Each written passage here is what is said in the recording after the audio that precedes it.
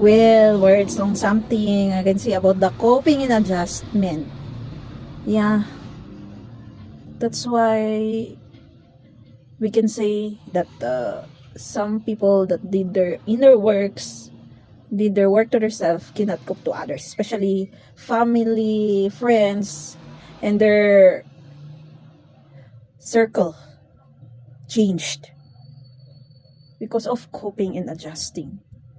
So us that already did our inner works, because there's always an argument actually on something.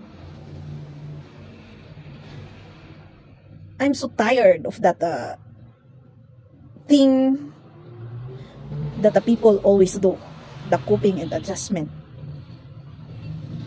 But still, we have to do. We have to do that coping and adjustment to people that still are undergoing that inner peace and still to go. Those people that still to awaken.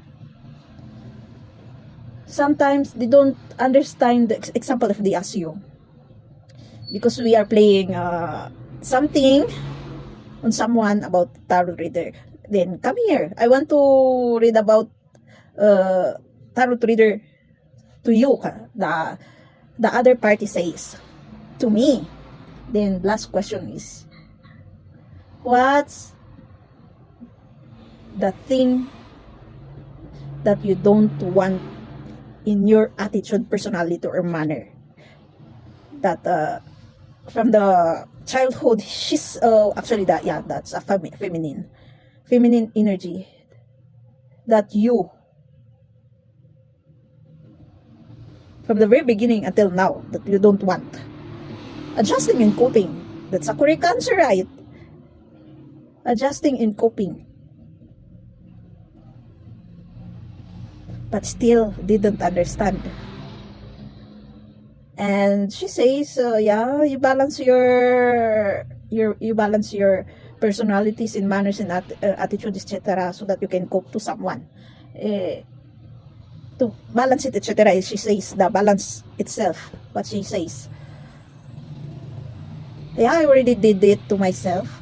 But if you still cope and adjust to someone, it doesn't work.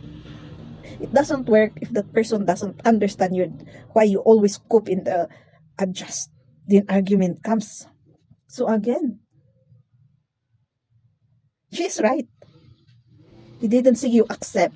It's better to adjust in cope again than just say yes or yes, I accept.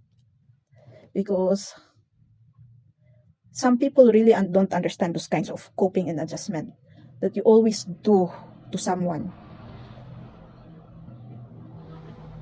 Maybe sometimes it gives irritation to some people that yes, I always adjust in cope, even with friendship, right?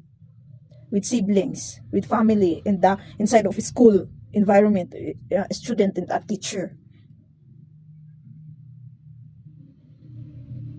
If you say it to in front of a person that you are talking about, yes, I'm always adjusting in coping. Well, that's why there is always an argument.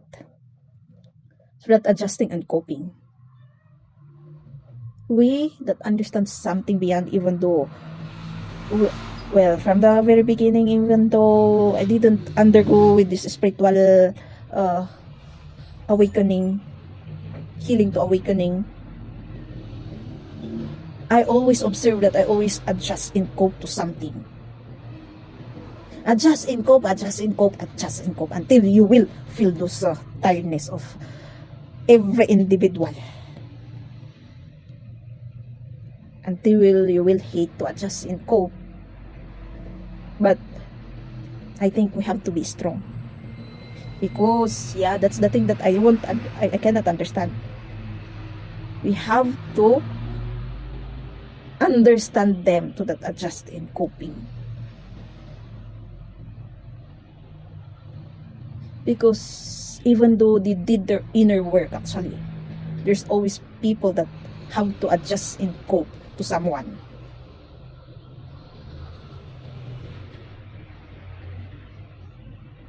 That's the boundaries and the limitations also. To avoid argument. We have to be more patient and controlling on the informations that come out to our words also. Adjust and cope. Because ourselves only understand. This is not for all. This message is not for all. Those who are always adjusting and coping on a situation, on a person, or in something. Yeah. In reasoning like that. Yes. Adjusting and coping. That's the thing that our Father is doing to us also. For every person in this world. Because there's a different culture and religions also. And how we grow. Adjust and cope with that love. More understanding and more control and more patient. That we cannot actually get it. Because we are still people. Again. We are on that energy of adjust and coping. And we have to accept it. Yeah. I have to accept reality. It's so sad. It's a suppression to itself also. Because you have to adjust and cope. But we have to. That's the thing that they call the real elites. Elites. Not those people that are billionaires and millionaires. If they are billionaire and millionaires, but did they wisely get that? Did they consider everything? There's still things that they have to change, consider right. Because no one is perfect. I mean. So, being a person in this world, we have to adjust and cope. We have to consider also. Well, yeah, adjust, cope, and consider something.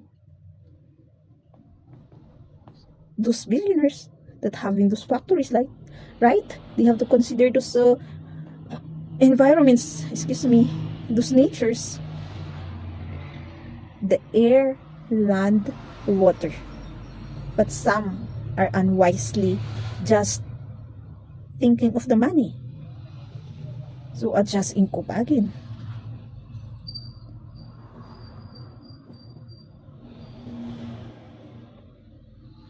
I know some will understand me. This message is not for all. Well, at the end, pride and ego, you will adjust yourself. If you want to fight from that pride and ego of others. At the end, adjust and cope, right?